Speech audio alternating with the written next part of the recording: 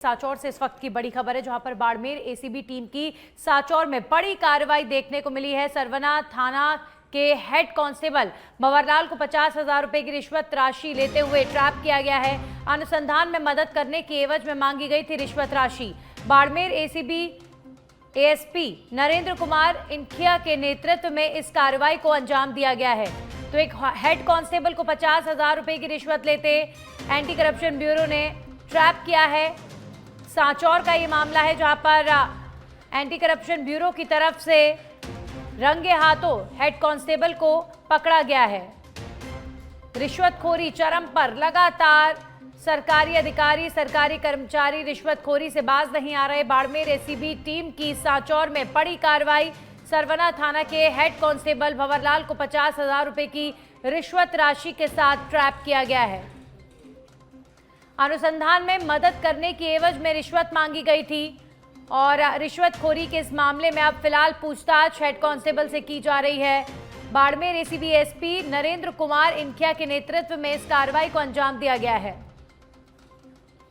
तो लगातार प्रदेश में एंटी करप्शन ब्यूरो भ्रष्टाचार को जड़ से खत्म करने के लिए एक के बाद एक कार्रवाई कर रहा है, लेकिन उसके बावजूद भी भ्रष्टाचार के मामले हर दिन लगातार सामने आते हैं।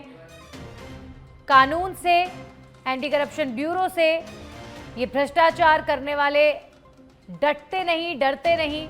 लगातार कार्रवाइयों के बावजूद भी आप देख रहे हैं कि हर दिन कोई ना कोई मामला प्रदेश में रिश्वतखोरी का आता है सामने। और अब सांचौर में एक हेड कांस्टेबल द्वारा रिश्वतखोरी की जा रही थी। हेड कांस्टेबल को 50,000 रुपए की रिश्वत लेते रंगे हाथों गिरफ्तार किया गया है। एंटी करप्शन ब्यूरो ने यह कार्रवाई की है। हमारे सहयोगी पुखराज जुड़ चुके हैं इस खबर पर। पुखराज, 50,000 रुपए की रिश्वत खोरी का ये प्रकरण हेड कांस्टेबल के खिलाफ और किस तरह की शिकायत की गई यहाँ पर? जी नंदिनी, बताना चाहूंगा कि बाड़मेर की एसीबी की टीम है सांचौर क्षेत्र के सरवना थाना के हेड कांस्टेबल को ट्रैप किया है 50,000 की रिश्वत लेते हुए। और ये 50,000 की रिश्वत है अनुसंधान में मदद करने की एवज में मांगी जा रही थी और परिवादी ने एसीबी नरेंद्र कुमार को इसकी जानकारी दी और उनके नेतृत्व में जाल बिछाकर हेड कांस्टेबल को रंगे हाथों पकड़ा है। जी चलिए, शुक्रिया पुखराज तमाम जानकारियों के लिए। तो सांचौर का ये मामला, हेड कांस्टेबल रिश्वतखोरी में गिरफ्तार।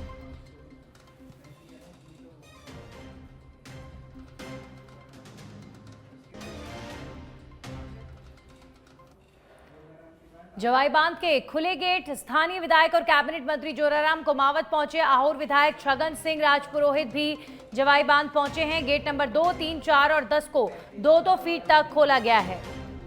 तो जवाई बांध के गेट खोले गए और इस दौरान मंत्री जोराराम कुमावत भी मौजूद रहे। गेट नंबर 2, 3, 4 और 10 को 2-2 फीट तक खोला गया है। लगातार हो रही बारिश के बाद बांध भी ओवरफ्लो है और आप जवाई बांध की तस्वीर देख रहे हैं, जहां पर बांध के कई गेटों को 2-2 फीट तक खोला गया है। देखने को मिल रही है जवाई बांध पर।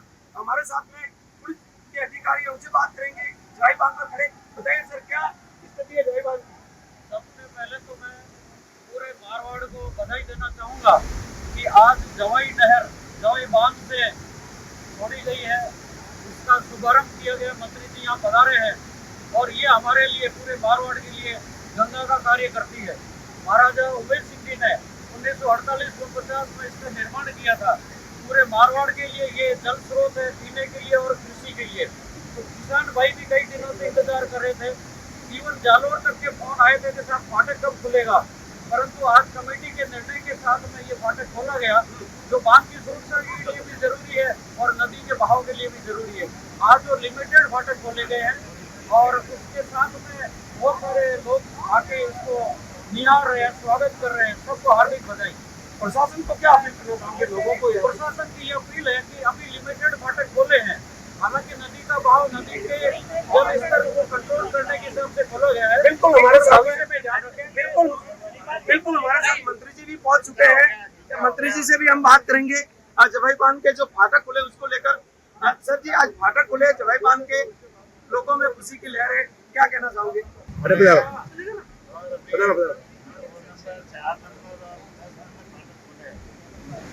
के ऊपर आने की आवश्यकता है और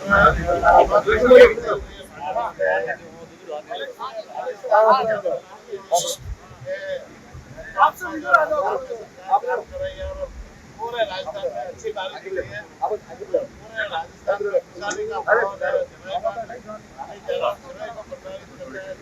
एरिया में भी जवाई बांध बनने से खुशहाली है। किसानों के पीने के पानी, किसानों की खेती के लिए पानी और हम लोगों के पीने के पानी की पर्याप्त व्यवस्था भगवान ने की है। मैं ईश्वर को भी धन्यवाद देना चाहूँगा कि ये बहुत ही खुशहाली का काम किया। और विधायक भी हमारे साथ में, आप विधानसभा में भी मुद्दा उठाया था, क्या कहना चाहोगे? सरकार से जितनी भी सुविधा है वो नदियों के किनारे इसी को लेकर हमारा जालोर जिला भी नदी के किनारे बसा हुआ था। इस प्रकार से जवाई बांध बनने के बाद में हमारे साथ में नदियाँ का पानी रुक गया था। जब जवाई बांध आगे खुलती है, जालोर में एक खुशी की लहर होती है।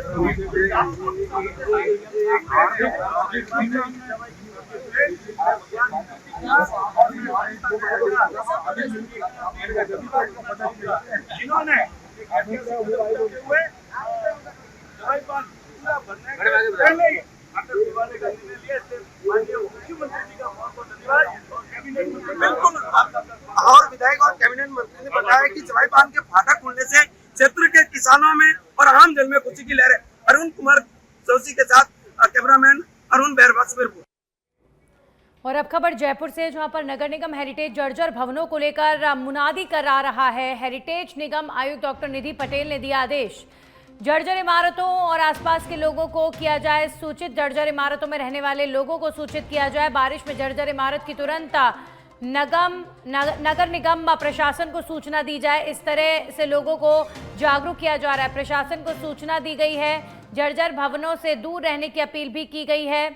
तो हेरिटेज निगम आयुक्त डॉक्टर निधि पटेल ने निर्देश दिए हैं कि जर्जर इमारतों के आसपास के लोगों को सूचित किया जाए कि अगर उनके इर्द गिर्द जर्जर इमारत कोई बहुत ज़्यादा इस तरह की परिस्थिति में नज़र आ रही है, टूटने की कगार पर नज़र आ रही है, तो तुरंत प्रभाव से नगर निगम को सूचित करने के लिए मुनादी कराई जा रही है। जयपुर में भी हाल ही में हुई सुभाष चौक के पास घटना के बाद नगर निगम हेरिटेज अलर्ट मोड पर आ गया है और 2 व्यक्तियों की मृत्यु 4 मंजिला इमारत के ढहने के बाद हो गई जयपुर में।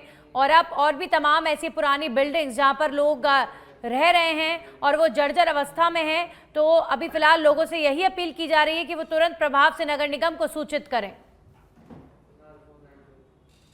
तो हेरिटेज निगम आयुक्त डॉक्टर निधि पटेल ने निर्देश दिए हैं और मुनादी कराकर जयपुर शहर में जर्जर इमारतों को लेकर लोगों को सूचित किया जा रहा है कि नगर निगम को सूचना दें अगर कोई जर्जर इमारत उनकी नजर में है।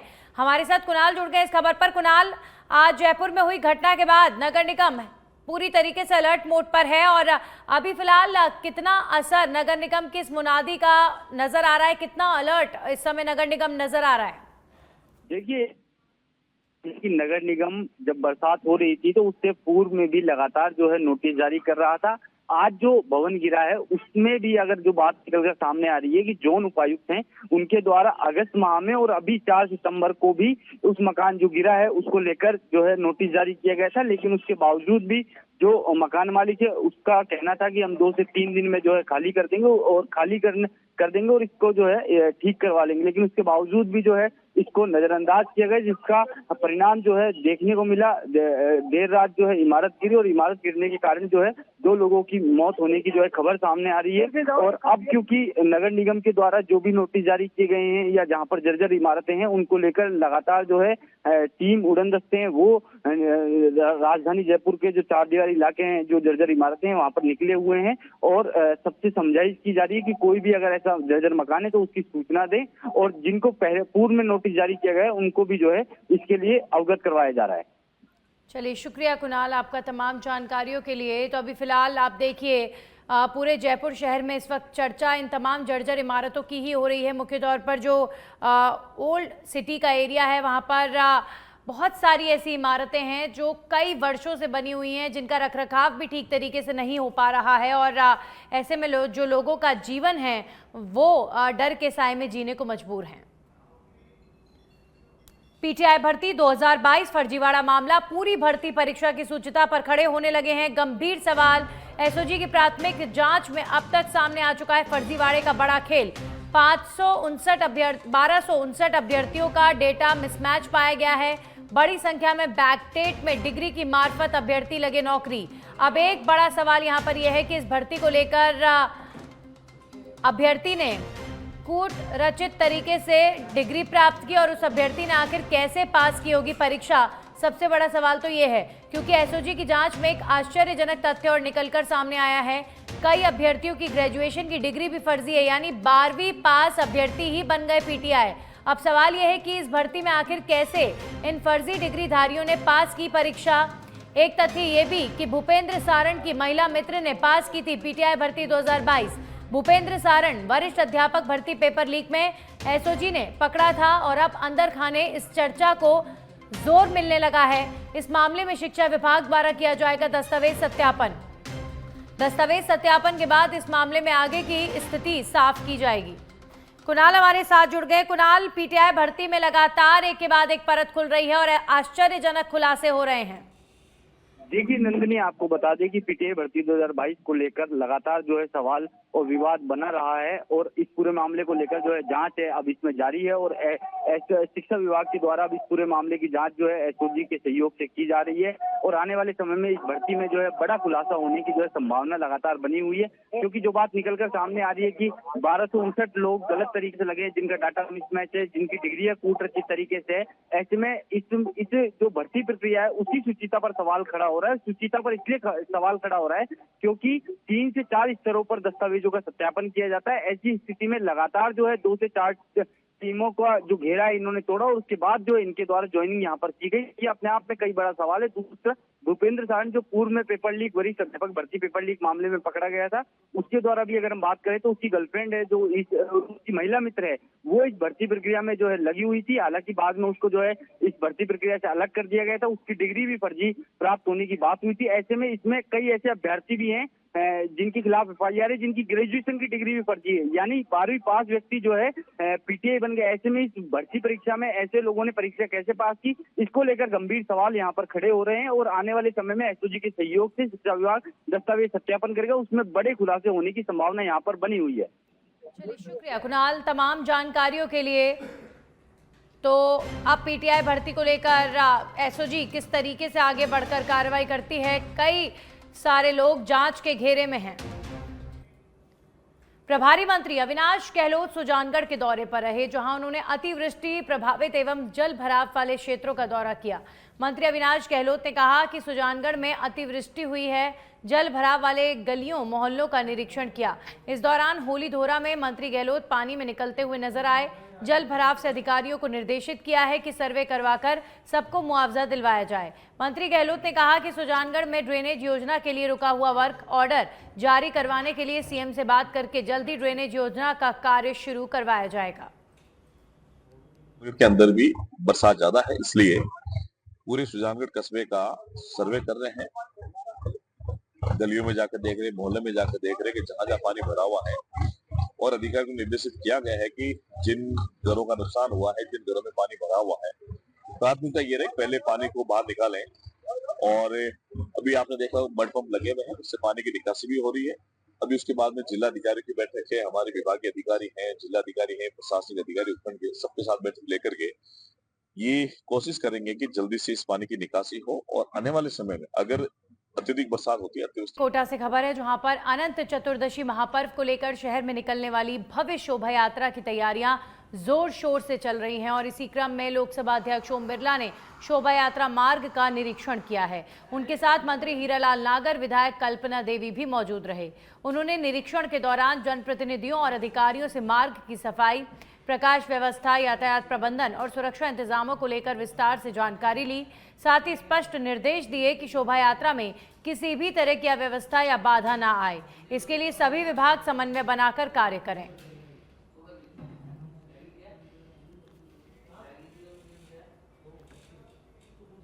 वहीं झालावाड़ जिले के पिपलोदी गांव के स्कूल में हाल ही में हुए हादसे में पीड़ित परिवारों से कृषि मंत्री किरोड़ीलाल मीणा ने मुलाकात की है। कृषि मंत्री ने कहा कि मैं व्यथित हूं आज गांव पहुंचकर पीड़ित बच्चों के परिजनों और ग्रामीणों से मुलाकात की है और घटना की जानकारी ली गई है।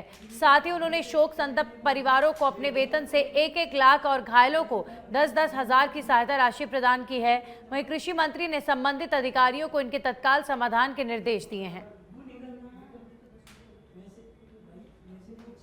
जालोर से खबर है, जहां पर राजस्थान विधानसभा के मुख्य सचेतक जोगेश्वर गर्ग ने राज्य सरकार की ओर से जवाई बांध के गेट खोले जाने पर हर्ष जताया है। उन्होंने कहा कि इससे लाखों किसानों को सीधा फायदा होगा।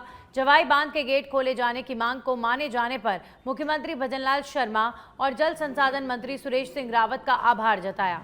इसके साथ ही उन्होंने आमजन से नदी बहाव क्षेत्र से दूर रहने और पानी में नहीं उतरने की अपील की है।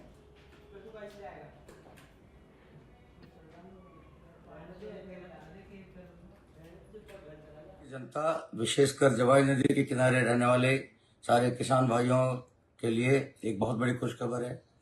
जवाई बांध में पानी अच्छी आवक हो रही थी और भरने जा रहा था, तो परसों माननीय मुख्यमंत्री से मैंने निवेदन किया था। उसके बाद अधिकारियों से, सिंचाई जल संसाधन विभाग के एसीएस आदरणीय अभय कुमार जी से और प्रतिभा सिंह पाटिल, अपनी जो प्रतिभा सिंह जी जो अपने संभागीय आयुक्त थे जोधपुर की, उनसे भी मेरी बात हुई और सारे अधिकारी। चित्तौड़गढ़ के सावरिया जी में पूर्व डिप्टी सीएम सचिन पायलट अपना जन्मदिन मनाएंगे। मेवाड़ के धार्मिक स्थलों पर देव दर्शन कर लोगों से मुलाकात करेंगे। जानकारी में सामने आया है कि सावरिया जी में पार्किंग परिसर में डोम में कांग्रेस नेता सचिन पायलट के जन्मदिन का कार्यक्रम होगा। पायलट अपने 48वें जन्मदिन पर सावलिया सेठ पहुंचकर पूजा अर्चना कर अपने दिन की शुरुआत करेंगे। इसके बाद कार्यकर्ताओं को संबोधित भी करेंगे।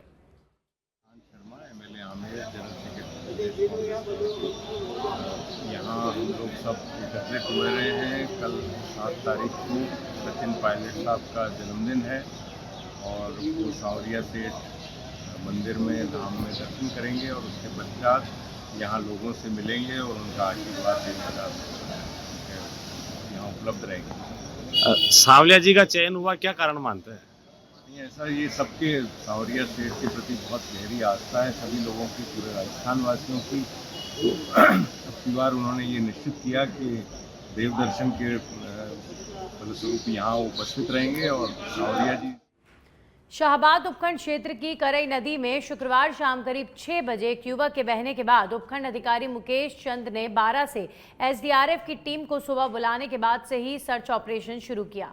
रामपुर गांव में क्षेत्रीय विधायक डॉक्टर ललित कुमार मीणा ने युवक के परिजनों के घर पहुंचकर जानकारी ली और प्रत्यक्षदर्शी रवि ने बताया कि हम दोनों शाम के समय खेत से लौट रहे थे और इसी दौरान नदी में पैर फिसल जाने से एवं तेज बहाव आने के चलते वो बह गया और उसे बचाने का प्रयास भी किया गया। प्रशासन का रेस्क्यू लगातार जारी है, लेकिन अब तक कोई सफलता नहीं मिली है। आ गई और अचानक से पानी बढ़ गया, उसमें फिसल गए, ज़्यादा पानी आने से डूब गए। मदद की उनको पकड़ने की, फिर नहीं पकड़ पाए, दोनों डूब गए, ले गए नीचे। कल सुबह 8 बजे आ गए थे, 8 बजे यहाँ पहुँच गए थे। 9 बजे हमने रेस्क्यू स्टार्ट कर दिया सुबह जल्दी, और हमने आगे कोई नहीं घटे, वहाँ तक सर्च किया था नदी में बोट के द्वारा। तो उसमें चट्टानें भी बड़ी बड़ी, थोड़ी परेशानी आई बोट चलाने में, तो पानी उतर के भी चलाई, वो भी चलाई, और ऐसे करके हमने ठेठ वहाँ तक उसमें सर्च किया। वहीं भीलवाड़ा से खबर है, जहां पर रायला में 2 दिन से बारिश का दौर जारी है। रायला में आधे दर्जन से ज्यादा मकान गिरे और कई मकान बारिश के चलते जर्जर हो गए और अब कई मकानों के गिरने की आशंका है। रायला इरास चौराहे के पास कच्ची झुग्गियों में पानी भरने का प्रकरण और लोग कहीं ना कहीं जर्जर इमारतों में जो रहने को मजबूर हैं वो डरे भी हुए हैं और 2 दिन से बारिश का दौर रायला में लगातार जारी है।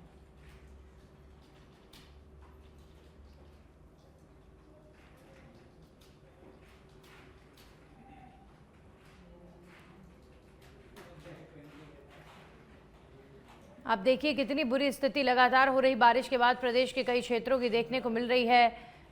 नदियां, बांध ओवरफ्लो हैं, सड़कों पर पानी की चादर नजर आ रही है और लोग अपनी जान जोखिम में डालकर ऐसी पुल पुलियाओं को पार करने को मजबूर हैं। तो रायला में आधे दर्जन से ज्यादा मकान गिर गए।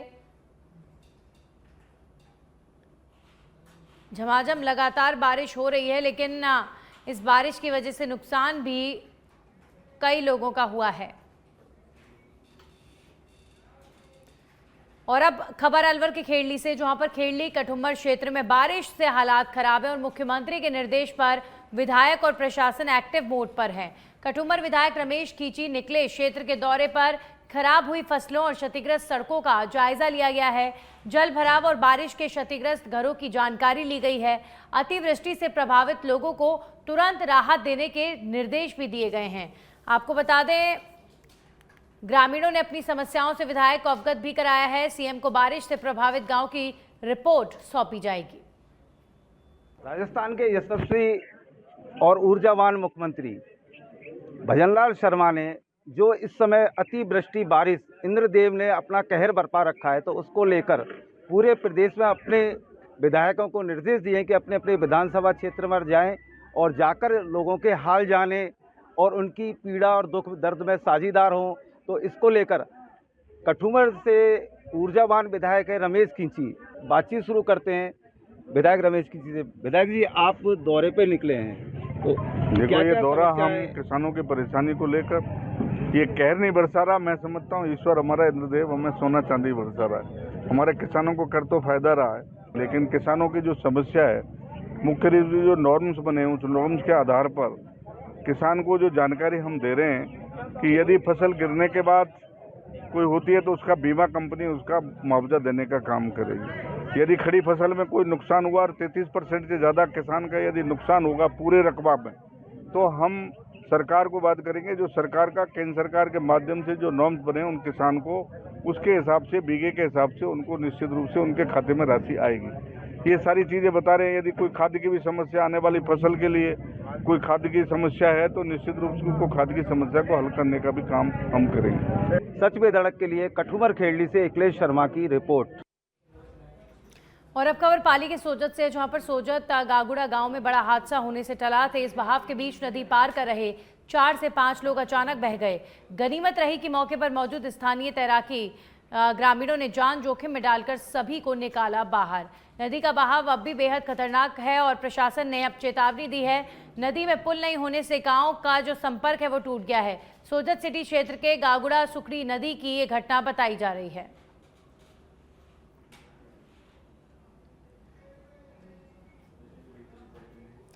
वहीं बीकानेर के नोखा से खबर, जहां पर जोरावरपुरा ट्रीटमेंट प्लांट पर तैनात सफाई कर्मचारियों की डूबने से मौत का मामला। मृतक का शव नवली गेट सड़क मार्ग पर रखकर प्रदर्शन किया गया है। वाल्मीकि समाज के लोगों ने प्रदर्शन शुरू किया। मृतक कालूराम वाल्मीकि और शराब, आपको बता दें, वाल्मीकि और शव जिला अस्पताल की मोर्चरी में रखवाया गया है। कालूराम एसटीएफ प्लांट पर कल दोपहर से ड्यूटी पर तैनात था और रात 10 बजे ड्यूटी समाप्त कर घर नहीं पहुंचा तो परिजनों ने खोज शुरू की। प्लांट के पास गंदे पानी के गड्ढे में युवक का शव मिला है। वाल्मीकि समाज के लोगों ने अस्पताल में शुरू किया धरना। मृतक के परिजनों को मुआवजा समेत अन्य मांगों को लेकर बड़ी संख्या में यहां पर लोग मौजूद हैं। वहीं उदयपुर में भारी बारिश के बीच एक बड़ा हादसा टल गया है। एकलिंगपुरा ब्रिज के नीचे से गुजर रही बस पानी में फंस गई। बस में करीब 30 से ज्यादा छात्र छात्राएं सवार थे जो कॉलेज जा रहे थे। उदयपुर ग्रामीण विधायक फूल सिंह मीणा वहां पर पहुंचे और ग्रामीणों के साथ मिलकर बस को धक्का देकर बाहर लाया गया। मौसम विभाग ने पूरे जिले में रेड अलर्ट जारी किया है और भारी बारिश को लेकर चेतावनी दी गई है। प्रशासन ने लोगों से सुरक्षित जगह पर रहने और अनावश्यक सफर से बचने की अपील की है। भरतपुर के बयाना से खबर है, जहां पर मेडेवारी में बड़ा हादसा टला। भारी बारिश से 2 मंजिला मकान भरभरा कर गिरा। हादसे के समय मकान में सो रहा था पूरा का पूरा परिवार। गनीमत रही कि किसी को कोई चोट गंभीर रूप से नहीं आई है, लेकिन बड़ा हादसा भी हो सकता था। घर का सारा घरेलू सामान मलबे में दबकर नष्ट हो गया। मौके पर नहीं पहुंचा कोई भी प्रशासनिक अधिकारी। ग्रामीणों में देखी जा रही है नाराजगी। ग्रामीणों ने प्रशासन से शीघ्र सहायता की मांग की है। रात को करीब 3 बजे रात को गिर गया है। अभी कोई आके नहीं पहुंचा। एक सरपंच आके पहुंचा है यहाँ पर। करीबन 5 लाख का नुकसान है। 2 भाइयों का मकान